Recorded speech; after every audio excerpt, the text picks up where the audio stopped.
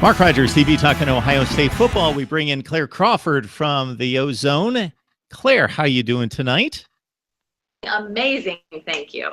Ohio State going to, of course, the field in 8 days with JT Barrett at quarterback, but we can only go back 3 years to see what the backup quarterback situation can mean for any particular football team, and certainly in Columbus. So Joe Burrow unfortunately broke his hand, and Burrow, for people that don't know, holds the all-time touchdown record in the state of Ohio and was Mr. Ohio high school football, and has played extremely well to put him in a position to be just one play away from getting meaningful playing time for Ohio State, but he's going to have to wait.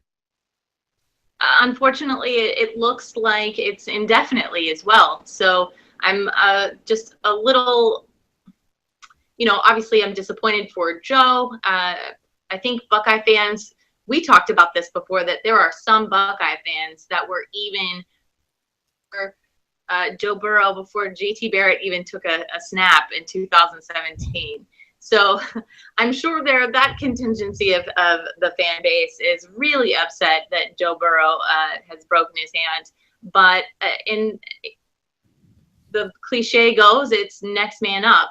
And as disappointing as it is for Joe, and not meaning to sound cold or callous, the good news is that with Ryan Day and Kevin Wilson now at the helm, we forget sometimes that they're not just coaching JT. They've got 4 guys that they're going to be coaching, and they will have whoever ends up having to step up playing time, they'll have them ready. And hopefully whoever that is, and we know right now it's Dwayne Haskins in place as the backup quarterback. It would have been Burrow, that they do get some playing time to gear up for the meat of the season, even though that week 2 game is supposed to be a very difficult one against Oklahoma.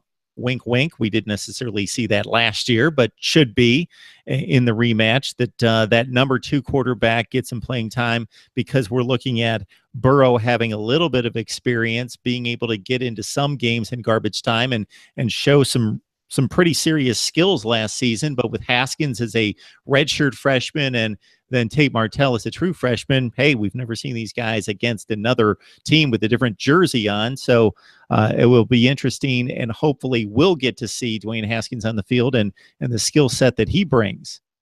And Ryan Day has had early praise of Dwayne Haskins. My favorite quote from Ryan Day was, he's very talented at throwing the ball. And I feel like that's you leaving your Uber driver saying you're very talented at driving the car. We need you to be more specific, Ryan Day. I feel like you can give us more information about Dwayne and how he's doing and how he's coming along. We are hearing terms like he's very accurate.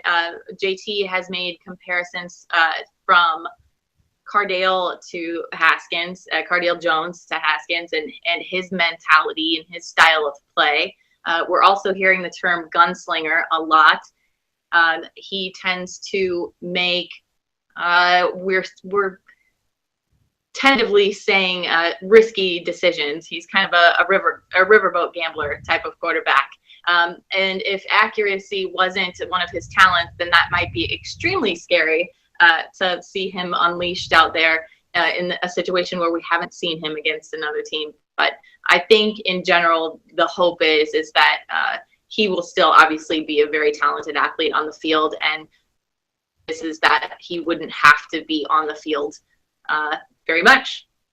Claire, you're going to make Buckeye fans very nervous when you throw around the term gunslinger, because unless you're Brett Favre, he's about the only one that's gotten away with the term gunslinger and it being a good connotation. With everybody else, you instantly think, risk taker equals interceptions, bad decisions, loose with the football. And especially when you have a really good team, you don't want that. If you're running around there with a Rutgers helmet on and it's like, okay, we got this kid with this great arm that's a gunslinger. Hey, why not throw him out there and see if he can throw caution to the wind and do something good for us? But when you're Ohio State and you get a better player on every position on the field than just about every opponent, then, hey, let's not necessarily take too many chances.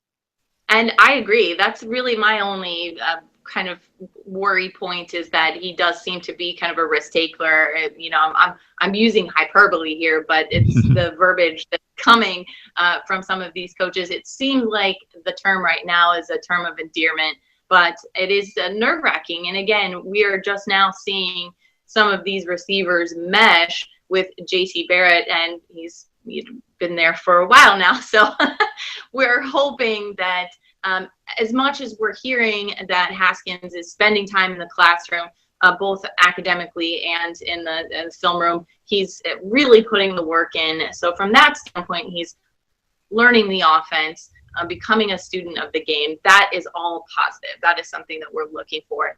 But those terms that you're hearing, I agree, it's not exactly settling.